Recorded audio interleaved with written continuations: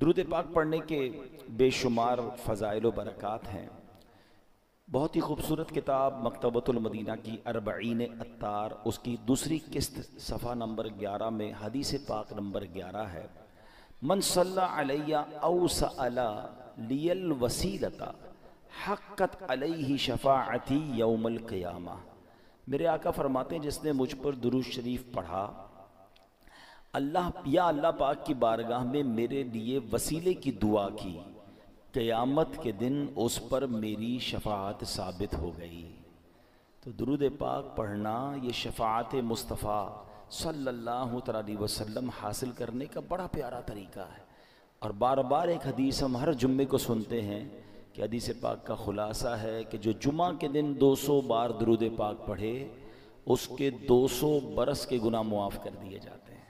تو یہ دن خاص درود پاک پڑھنے کا دن ہے، جتنا ہو سکے اس دن ہم نے کثرت سے درود پاک پڑھنا ہے، محبت کے ساتھ با آواز بلند درود پاک پڑھ لیں۔ صلو علی الحبیب صلی اللہ تعالی علی محمد صلی اللہ علیہ وسلم۔ الحمدللہ جمعہ کے دن جب بیان ہوتا ہے تو ہماری کوشش ہوتی ہے ہم قرآن مجید فرقان حمید کی خوبصورت پیاری آیتوں کو سمجھیں، تلاوت کریں، اس کی تفسیر جانیں اور قرآن کی باتیں کریں۔ آج ایک بنی اسرائیل کی عجیب و غریب بیماری کا ذکر سنیں گے۔ اللہ نے قرآن مجید میں اس کو بیان کیا، اور بدقسمتی سے وہ بیماری، وہ ڈیزیز آج ہمارے درمیان بھی پائی جاتی ہے۔ تو یوں سمجھیے کہ یہ ہمارے لیے بھی بڑی ریلیونٹ ہے، ہمیں بھی بہت غور سے اس کو سننا ہے کہ کہیں ہم میں سے کسی کے اندر یہ بری بیماری نہ لگ جائے، اور یہ بیماری ان کو کیوں لگی قرآن نے اسے بھی بیان کیا۔ اللہ قریب قرآن مجید میں ارشاد فرماتا ہے، پارہ نمبر 1 ہے، سورہ بقرہ آیت نمبر 74، ارشاد ہوتا ہے بسم اللہ الرحمن الرحیم، ثم قست قلوبکم من بعد ذلك فہی کالحجارۃ او اشد قسوہ وَإِنَّ مِنَ الْحِجَارَةِ لَمَا يَتَفَجَّرُ مِنْهُ الْأَنْهَارُ وَإِنَّ مِنْهَا لَمَا يَشَّقَّقُ فَيَخْرُجُ مِنْهُ الْمَاءُ وَإِنَّ مِنْهَا لَمَا يَهْبِطُ مِنْ خَشْيَةِ اللَّهِ وَمَا اللَّهُ بِغَافِلٍ عَمَّا تَعْمَلُونَ۔ اب اس آیت کا ترجمہ کیا ہے؟ آسان ترجمہ قرآن کنز العرفان۔ پھر اس کے بعد تمہارے دل سخت ہو گئے تو وہ پتھروں کی طرح ہیں، بلکہ اس سے بھی زیادہ سخت ہو گئے۔ اور پتھروں میں کچھ تو وہ ہیں جن سے ندیاں بہہ نکلتی ہیں، اور کچھ وہ ہیں کہ جب پھٹ جاتے ہیں تو ان سے پانی نکلتا، اور کچھ وہ ہیں جو اللہ کے ڈر سے گر پڑتے ہیں، اور اللہ تمہارے اعمال سے ہرگز بے خبر نہیں۔ یہ جو آخری آیت کا حصہ ہے نا، یہ تو سمجھ لیں یہاں لکھا ہونا چاہیے۔ کیا فرمایا؟ وَمَا اللَّهُ بِغَافِلٍ عَمَّا تَعْمَلُونَ۔ جان لو کہ اللہ تمہارے اعمال سے ہرگز بے خبر نہیں ہے، جو کچھ ہم کر رہے ہیں نا سب اللہ دیکھ رہا ہے۔ ہم بعض اوقات لوگوں سے، رشتہ داروں سے، دوستوں سے چھپانے کی کوشش کر رہے ہوتے ہیں، شہر تبدیل کریں گے، علاقہ تبدیل کریں گے، دروازہ بند کر دیں گے، دنیا میں کوئی نہ دیکھ لے۔ بار بار قرآن انڈیکیٹ کر رہا ہے وَمَا اللَّهُ بِغَافِلٍ عَمَّا تَعْمَلُونَ، اور جان لو کہ اللہ تمہارے اعمال سے ہرگز بے خبر نہیں، وہ دیکھ رہا ہے۔ تو کاش یہ خیال دل میں راسخ ہو جائے کہ میں جو کچھ کرتا ہوں، اچھا کر رہا ہوں یا برا کر رہا ہوں، رب دیکھ رہا ہے۔ اچھے کام میں بھی اچھا عجیب ہیں ہم لوگ نا، برے کام میں لوگ نہ دیکھ لیں اس کی ٹینشن، اچھے کام میں لوگ کیوں نہیں دیکھ رہے اس کی ٹینشن، کسی طرح لوگوں تک پہنچا دوں کہ میں نے کوئی اچھا کام کیا ہے۔ اگر یہ ذہن بن جائے نا کہ دنیا دیکھے نہ دیکھے اللہ دیکھ رہا ہے، اچھا کروں گا تو اجر اسی سے لینا ہے، اور اللہ نہ کرے برا کروں گا تو سزا بھی اسی نے دینی ہے، تو خیال تو اس کا زیادہ ہونا چاہیے نا، خیال دنیا والوں کا ہے۔ تو بہرحال اب آتے ہیں اس بیماری اور اس آیت کی طرف۔ اس آیت میں قرآن کریم فرقان حمید نے کیا ارشاد فرمایا؟ ثم قست قلوبکم من بعد ذلک، پھر اس کے بعد تمہارے دل سخت ہو گئے۔ یہ کس کی بات ہو رہی ہے؟ بنی اسرائیل کا ذکر ہو رہا ہے۔ ان پر بڑے انعامات ہوئے، بڑی مہربانیاں کی گئیں بنی اسرائیل پر، شکر کی بجائے یہ نافرمانی کرتے تھے۔ فرعون سے اللہ نے نجات دی، پھر انہوں نے ناشکری کی، تورات عطا کی، پھر ناشکری کی، بچھڑے کی پوجا کی، اللہ نے اس پہ توبہ کی توفیق دے دی، پھر ناشکری کی۔ 70 افراد کو کوہ طور پر بلایا، انہوں نے پھر ناشکری کی، انہیں منو سلوہ عطا کیا، پھر ناشکری کی، انہیں قدرت کی نشانیاں دکھائیں، پھر ناشکری کی، اللہ پاک کی نافرمانیوں میں مصروف رہے، ایک کے بعد ایک نافرمانی، ایک کے بعد ایک گناہ کرتے رہے، یہاں تک کہ ان کے دل سخت ہو گئے۔ مگر اب قرآن کیا کہتا ہے؟ کتنے سخت ہوئے؟ فَهِيَ كَالْحِجَارَةِ، تو وہ پتھروں کی طرح ہو گئے۔ پتھر کتنا سخت ہوتا ہے سمجھیے گا، یاد رکھیے، سختی کی اور بھی چیزیں ہوتی ہیں، لوہا بڑا سخت ہوتا ہے، لکڑی بڑی سخت ہوتی ہے، مگر لوہا آگ سے نرم ہو جاتا ہے، لکڑی پانی سے نرم ہو جاتی ہے، مگر پتھر کتنا سخت ہوتا ہے، نہ آگ میں گلتا ہے نہ گرمائش میں پگھلتا ہے، ہتھوڑے مار مار کے اس کا برادہ تو کر سکتے ہیں، چورا چورا کر سکتے ہیں، مگر نرم نہیں کر سکتے۔ تو قرآن نے مثال کیا دی کہ دل پتھر سے سخت ہو گئے۔ اچھا پھر کہا او اشد قسوہ، پتھر سے بھی زیادہ سخت ہو گئے۔ اللہ اکبر، ان دلوں کا عالم کیا ہوگا کہ جن کو قرآن کہہ رہا ہے کہ تمہارے دل پتھر جیسے سخت بلکہ اس سے بھی زیادہ سخت ہو گئے۔ اللہ اکبر، اے میرے پیارے اسلامی، حالانکہ پتھر کی ایک اور تعریف قرآن خود آگے بیان فرما رہا ہے، وَإِنَّ مِنَ الْحِجَارَةِ لَمَا يَتَفَجَّرُ مِنْهُ الْأَنْهَارُ، پتھر میں تو کچھ وہ ہیں جن سے ندیاں بہتی ہیں، وَإِنَّ مِنْهَا لَمَا يَشَّقَّقُ فَيَخْرُجُ مِنْهُ الْمَاءُ، اور کچھ وہ ہیں جو پھٹ جائیں تو ان سے پانی نکلتا ہے، وَإِنَّ مِنْهَا لَمَا يَهْبِطُ مِنْ خَشْيَةِ اللَّهِ، اور کچھ وہ ہیں جو اللہ کے ڈر سے گر پڑتے ہیں، یعنی پتھر بھی اللہ کا خوف کرتے ہیں۔ پھر فرمایا وَمَا اللَّهُ بِغَافِلٍ عَمَّا تَعْمَلُونَ، اور اللہ تمہارے اعمال سے ہرگز بے خبر نہیں۔ اب یہاں بڑی یونیک معلومات، سٹونز کے بارے میں، پتھر کے بارے میں قرآن نے کیا فرمایا؟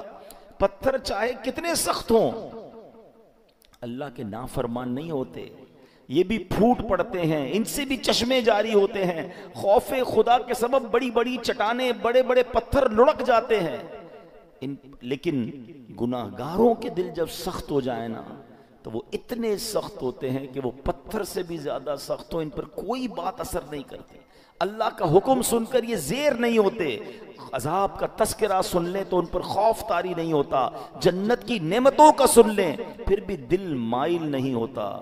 اے میرے پیارے اسلامی بھائیوں، غور کیجئے، آج کے دور میں بھی بعض اوقات ایسے بندے دکھتے ہیں کہ جن کے دل سخت ہو جاتے ہیں، اور سختی کی قرآن نے وجہ جو تفسیر میں ہم نے پڑھی سنی کہ گناہ پر گناہ، ایک کے بعد ایک دوسرا گناہ، حدیثوں میں یہ مضمون ملتا ہے کہ بندہ جب ایک گناہ کرتا ہے نا تو اس کے دل پر ایک نقطہ لگ جاتا ہے، بلیک ڈاٹ، دوسرا گناہ کرتا ہے پھر دوسرا نقطہ، تیسرا کرتا ہے تیسرا نقطہ، ایک وقت آتا ہے پورا دل ہی کالا ہو جاتا ہے، اب ہدایت کی کوئی بات اثر نہیں کرتی ہے۔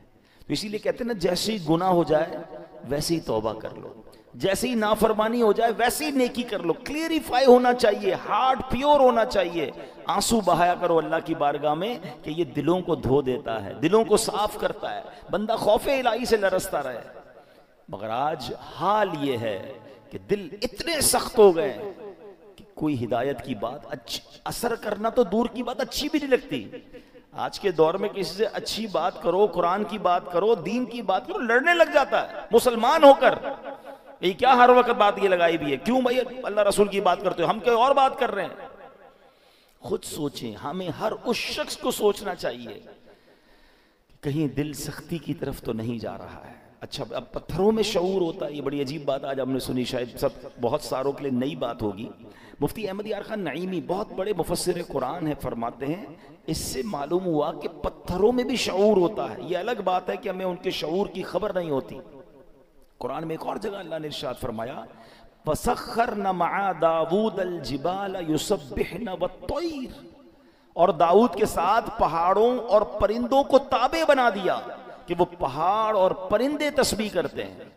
ہاں پرندے تو تسبیح کرتے ہیں، پہاڑ بھی اللہ کی تسبیح کرتے ہیں۔ آپ نے نہیں سنا ابو جہل کے ہاتھ میں کنکر تھے نا، کیا آ کر کہا تھا اس نے اللہ کے نبی کو کہ اے محمد صلی اللہ علیہ وسلم، اللہ کے سچے نبی ہو تو بتاؤ میری مٹھی میں کیا ہے۔ اللہ اکبر، نبی پاک کا کیا خوبصورت جواب تھا، فرمایا میں بتاؤں تیری مٹھی میں کیا ہے؟ جو تیری مٹھی میں کنکر ہے بتا دے میں کون ہوں۔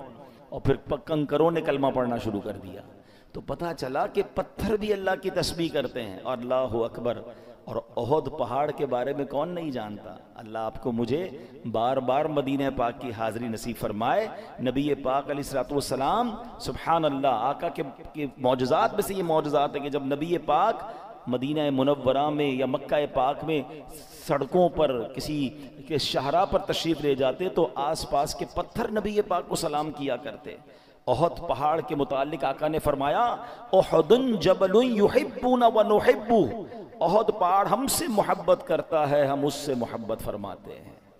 اب پہاڑ نبی پاک سے محبت کرتا ہے، اور یہ کیسا خوبصورت پہاڑ ہے کہ نبی پاک علیہ الصلوۃ والسلام نے فرمایا کہ احد میرے ساتھ جنت میں جائے گا. اب یہاں علماء نے اور خوبصورت بات کی کہ پہاڑ نبی پاک سے محبت کرے تو جنت میں جائے، تو جب امتی محبت کرے تو اس کا تو عالم ہی کچھ اور ہوگا نا. تو محبت رسول یہ جنت میں جانے کا سبب ہے. مگر جو ہمارا ٹاپک ہے کہ اللہ کی عطا سے یہ پہاڑ، یہ پتھر بھی رب کی تسبیح کرتے ہیں، ان میں بھی شعور ہوتا ہے. اللہ اکبر. اور احد کے پہاڑ کی تو یہ فضیلت ہے کہ ایک جگہ نبی پاک علیہ الصلوۃ والسلام نے فرمایا جب تم احد پہاڑ کے پاس آؤ فَكُلُوا مِن شَجَرِهِ، اس پر اگنے والے درخت کے پتے بطور تبرک کھا لیا کرو. اور پھر فرمایا وَلَوْ مِنْ عَوَائِهِ، اگرچہ احد پہاڑ پر اگنے والے درخت کے صرف کانٹے ہی ملے، اگر پتے نہ ملے تو کانٹے چبا لیا کرو. اب یہاں تبرک کی دلیل بھی ملتی ہے. بھائی کانٹا کھانے سے کیا فائدہ ہوگا، پتا کھانے سے کیا فائدہ ہوگا، مگر چونکہ یہ جنتی پہاڑ ہے تو آقا نے فرمایا اس سے کچھ نہ کچھ کھا لیا کرو، تبرک لیا کرو. اب پہاڑ مبارک کیسے ہو گیا کہ یہ پہاڑ نبی پاک سے محبت کرنے والا ہے. تو ہم دوبارہ آتے ہیں پیارے اسلامی بھائیوں کہ ایک تو ہم نے یہ سنا قرآن کہتا ہے کہ کچھ پہاڑ پھٹ پڑتے ہیں، کچھ میں سے نہریں جاری ہوتی ہیں، کچھ سے پانی جاری ہوتی ہے، کچھ خوف خدا سے گر پڑتے ہیں.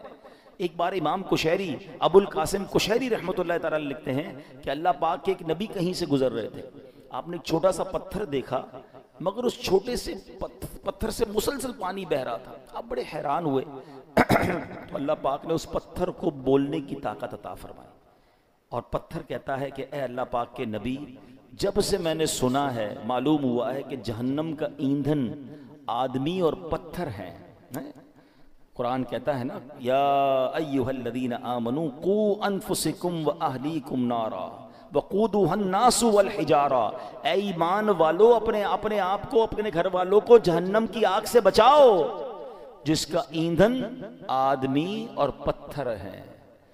تو ہم آدمیوں پر تو پتہ نہیں اثر ہوا نہیں ہوا، وہ پتھر کہتا ہے جب سے مجھے معلوم ہوا ہے کہ جہنم میں پتھر ڈالے جائیں گے، جب سے میں رو رہا ہوں، جب سے خوف خدا کی حالت سے میری حالت بری ہے، اور یہ جو میرے اندر سے آپ پانی نکلتا دیکھ رہے ہیں یہ خوف خدا کے باعث ہے. آپ اللہ کے نبی تھے، آپ نے اللہ کی بارگاہ میں دعا کی اور اللہ پاک نے یا اللہ اس پتھر کو جہنم سے محفوظ فرما دے. دعا قبول ہو گئی. آپ چلے گئے کہیں، واپس آئے تو پھر اس پتھر سے پانی نکل رہا تھا. تو آپ نے کہا کہ اب تو تمہیں جہنم سے آزادی کی خوشخبری مل گئی، پھر کیوں رو رہے ہو؟ پتھر کو اللہ نے پھر قوت گویائی دی. کہتا ہے ذالک کان بکاء الحزن والخوف وہذا بکاء الشکر والسرور. کہتے حضور پہلے جو آنسو تھے وہ غم اور تکلیف کے تھے، اب جو آنسو ہیں وہ خوشی کے آنسو ہیں کہ اللہ نے جہنم سے آزاد کر دیا. تو یہ اللہ کی مخلوقات ہیں. اللہ پاک، یہ دنیا میں ہر طرف رب کا ذکر ہو رہا ہے. یہ اشرف المخلوقات کہلانے والا ہی غافل ہو جاتا ہے.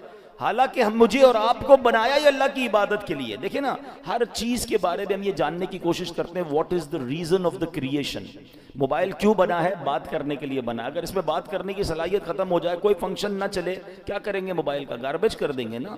پین کیوں چلتا ہے؟ پین کیوں بنا؟ لکھنے کے لیے. لکھنا ہی نہ، انک ختم ہو جائے آپ کیا کرتے ہو؟ پھر بھی لگاتے ہو، پھینک دیتے ہیں. جو چیز جس لیے بنائی گئی اگر وہ کام نہ کرے تو اسے ڈسپوز کر دیا جاتا ہے. ہمیں کیوں بنایا گیا ہے؟ کبھی سوچا آپ نے؟ قرآن بتائے گا نا. ہمیں بنایا اللہ نے تو اللہ ہی فرمائے گا نا کیوں بنایا، واٹ از دا ریزن. قرآن میں رب فرماتا ہے وَمَا خَلَقْتُ الْجِنَّ وَالْإِنسَ إِلَّا لِيَعْبُدُونَ. ہم نے نہیں بنایا انسان اور جنات کو، بس there is only one reason إِلَّا لِيَعْبُدُونَ. ہم نے اپنی عبادت کے لیے بنایا ہے. یعنی میں اور آپ بنے اللہ کی عبادت کے لیے، کام کچھ اور کر رہے ہیں. نمازیں ہماری قضا ہو رہی ہیں، روزے بہت بڑی تعداد میں لوگ نہیں رکھ رہے، اللہ کی عبادت سے دور. حالانکہ بنایا اس لیے گیا ہے. اور یہ پتھر کا واقعہ آپ نے سنا کہ یہ اس لیے رو رہا ہے کہ کہیں جہنم میں ڈال نہ دیا جائے. کبھی ہمارے آنسو بہے، کبھی ہمیں یہ خیال آیا کہ کہیں مجھے جہنم میں نہ ڈال دیا جائے، کہیں مجھے ایندھن نہ بنا دیا جائے جہنم کا. اللہ اکبر. اب آئیے بیان میں، جیسے میں نے شروع میں کہا کہ ایک بیماری کا ذکر ہوگا، اللہ اس بیماری سے بچائے، اور وہ بیماری ہے دل کی سختی. کیا کہا قرآن نے؟ ثم قست قلوبکم من بعد ذلک فہی کالحجارۃ او اشد قسوہ. پھر اس کے بعد تمہارے دل سخت ہو گئے تو وہ پتھروں کی طرح ہیں، بلکہ ان سے بھی زیادہ ہیں. اب دل کتنا اہمیت، کتنا امپورٹنٹ پارٹ ہے ہماری باڈی کا. پیارے آقا علیہ الصلوۃ والسلام حدیث پاک میں ایک جگہ ارشاد فرماتے ہیں، الا وان فی الجسد مضغۃ واذا صلحت صلح الجسد كله واذا فسدت فسد الجسد كله الا وهي القلب. آقا نے فرمایا جسم میں ایک خون کا لوتھڑا ہے، وہ ٹھیک ہو جائے سارا جسم ٹھیک ہو جائے گا، اور جب وہ لوتھڑا بگڑ جائے نا تو سارا جسم بگڑ جاتا. اور سن لو، وہ لوتھڑا، وہ پارٹ آف دا باڈی بدعہ کیا ہے؟ وہ قلب ہے، وہ دل ہے. تو دل کا خیال میڈیکلی تو لوگ رکھ رہے ہیں، یار کولیسٹرول نہ ہو جائے، ہارٹ اٹیک نہ ہو جائے، بلڈ پریشر نہ ہو جائے، والوز بند نہ ہو جائیں، وینز کھلی رہیں، بڑا خیال ہے.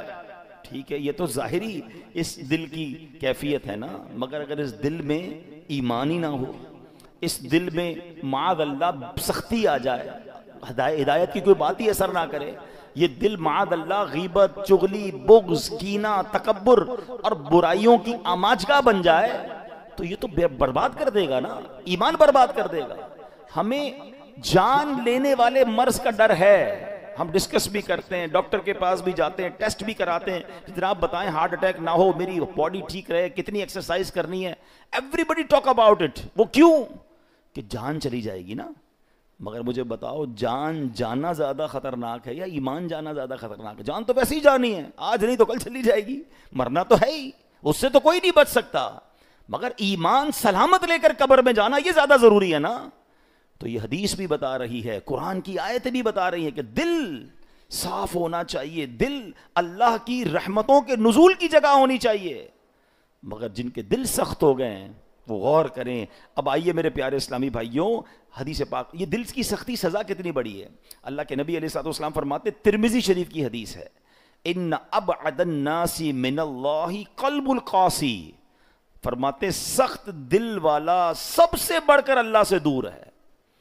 Nobody talk about it. کوئی بات ہی نہیں کرتا. ارے دل سخت ہے، یہ دل نرم ہے. اگر دل سخت ہو گیا نا تو پھر اللہ سے سب سے زیادہ دور وہ ہو جائے گا. حضرت مالک بن دینار جیسی عظیم ہستی کا فرمان سنو، فرماتے بندوں کو جو سزائیں دی جاتی ہیں ان میں سب سے بڑی سزا یہ ہے کہ بندے کا دل سخت کر دیا جاتا ہے. ہائے ہائے، نہ نماز میں دل لگے، نہ تلاوت میں دل لگے، نہ دعا میں آنسو بہیں، نہ ہدایت کی بات اچھی لگے. لوگ نعتیں سن کر رو رہے ہوتے ہیں اور ہم کہتے ہیں بند کرو یار، مزہ نہیں آ رہا. یعنی کوئی اچھی بات دل پر اثر نہیں کر رہی. تو چیک کرو کہ یار یہ دل سخت تو نہیں ہو گیا، دروازہ تو بند نہیں ہو گیا. یہ سب سے بڑی سزا ہے. حضرت مالک بن دینار کہتے ہیں بندے کو جو سب سے بڑی سزا دی جاتی ہے وہ اس کا دل سخت ہو جاتا ہے. کسی مسلمان کو تکلیف میں دیکھ کر ہمیں تکلیف محسوس کیوں نہیں ہو رہی ہے؟ کوئی بیچارہ غریب پریشان ہے، اس کو دیکھ کر مجھے فیل کیوں نہیں ہو رہا؟ اگر ہو رہا ہے اللہ کا شکر ادا کریں. اگر مسجد میں آنے کو جی چاہتا ہے اللہ کا شکر ادا کریں، اور مسجد میں آ کر بھاگنے کو جی چاہتا ہے، there is something wrong in your heart. اس سے بڑھ کر رحمتوں والی جگہ کون سی ہے؟ ہونا کیا چاہیے؟ اللہ کے گھر میں آؤں تو پیس، سکون، مزہ آ جائے.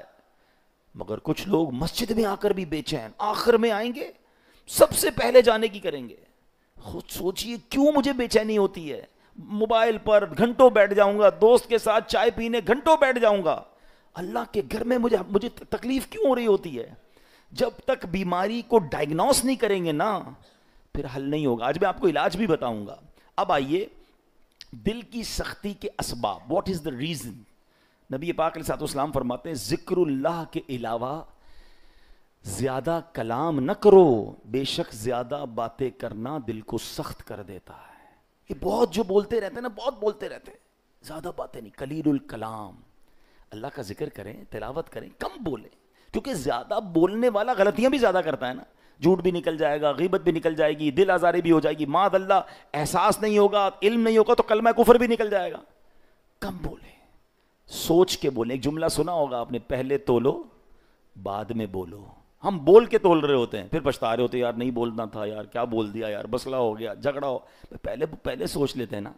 آپ کے کسی بھی باڈی پارٹ کے گرد گارڈ نہیں بٹھائے گئے. یہ زبان ہے جس کو 32 گارڈ کا پہرا دیا گیا ہے. 32 دانت کے پیچھے زبان ہے نا, مگر جب یہ چلتی ہے سارے گارڈز پیچھے چھوڑ کر کسی کا دل توڑتی ہے, کسی کا سر پھوڑتی ہے, کسی کے خاندان برباد کر دیتی ہے. سوچئے, زیادہ بولنا دل کو سخت کر دیتا ہے. یوں ہی زیادہ ہنسنے سے بھی دل سخت ہو جاتا ہے. حدیث پاک میں ہے ان کثرت الضحک تمیت القلب, بے شک زیادہ ہنسنا دل کو مردہ کر دیتا ہے. ہر وقت ہنسی مذاق, کچھ لوگ ہوتے ہیں جن کا کام یہی ہوتا ہے, تو ہر وقت نہیں ہوتا, کبھی کبھی مزاح کرنا اور ہے, مگر ہنسی مذاق میں بھی دل آزاری کی اجازت نہیں ہے نا. آپ مسکرانے والی بات کریں, اچھی بات ہے, لیکن ہر وقت ایک ہی کام میں لگے ہوئے ہیں اور پھر جھوٹ بول بول کے ہنسا رہے ہیں, یہ دل کو مردہ کر دیتا ہے.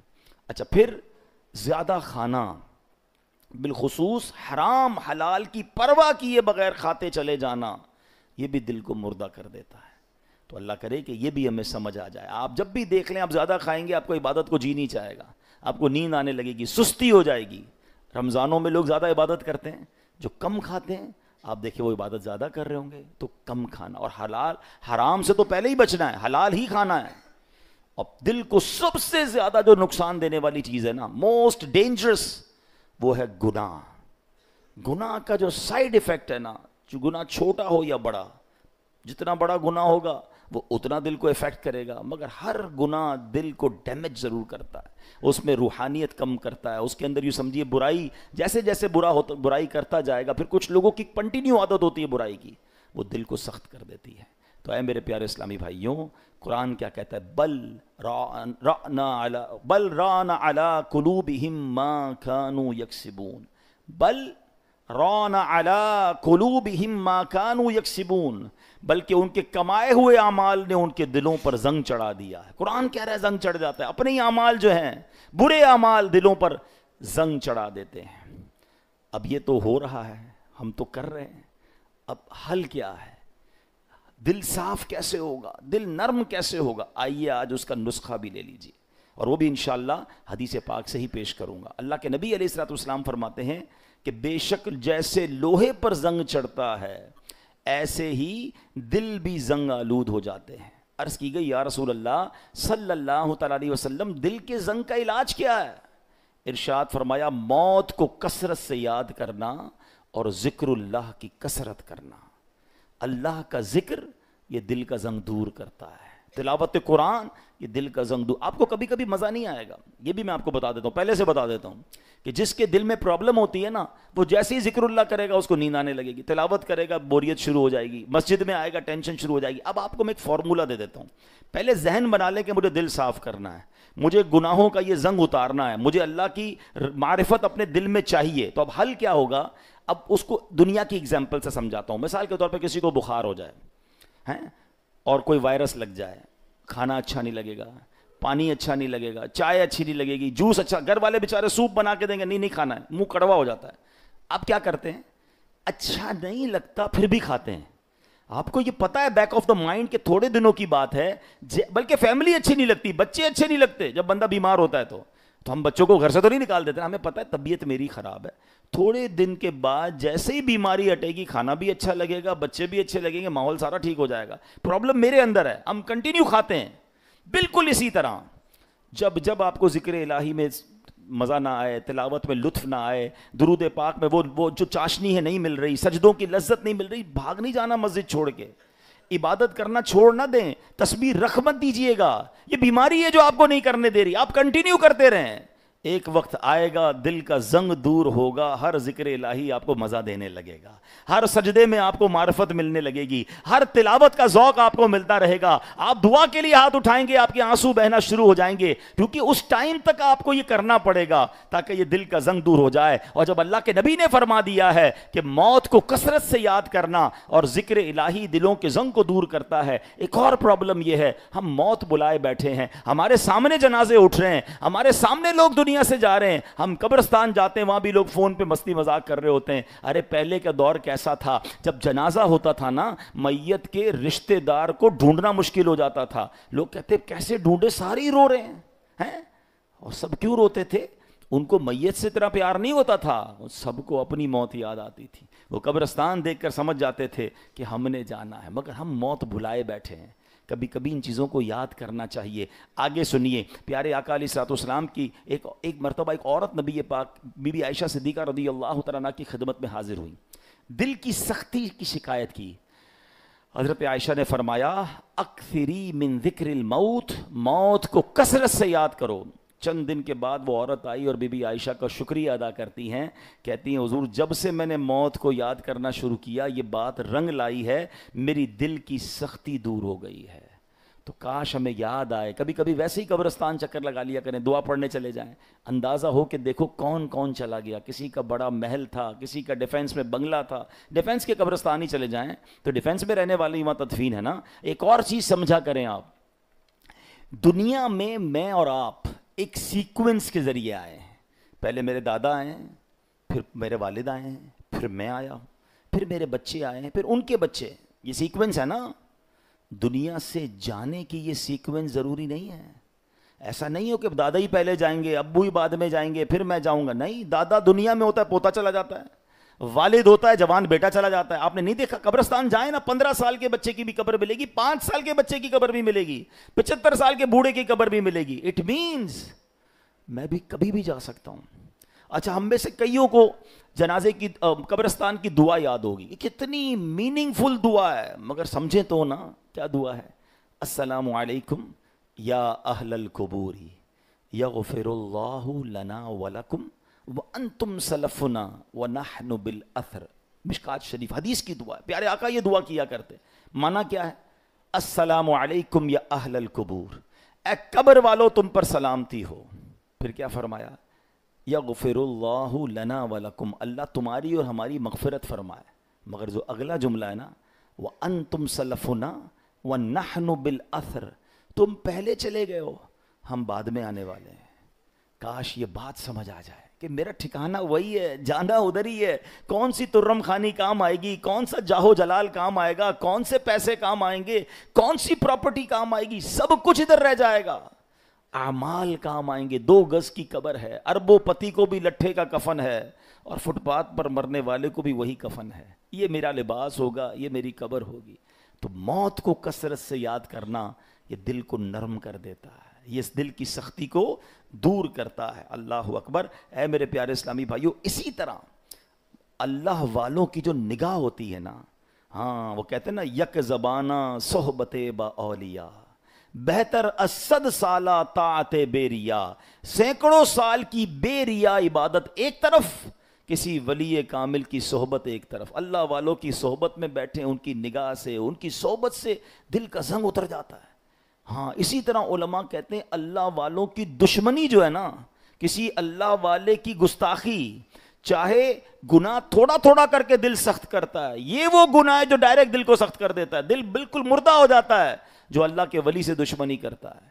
تو اے میرے پیارے اسلامی بھائیوں, اللہ والوں کی صحبت اختیار کریں, نیک لوگوں میں بیٹھا کریں, تلاوت قرآن کریں, ذکر الہی کریں, موت کو کثرت سے یاد کریں, تو یہ دل جو ہے اس کی سختی سے ہم محفوظ رہیں گے.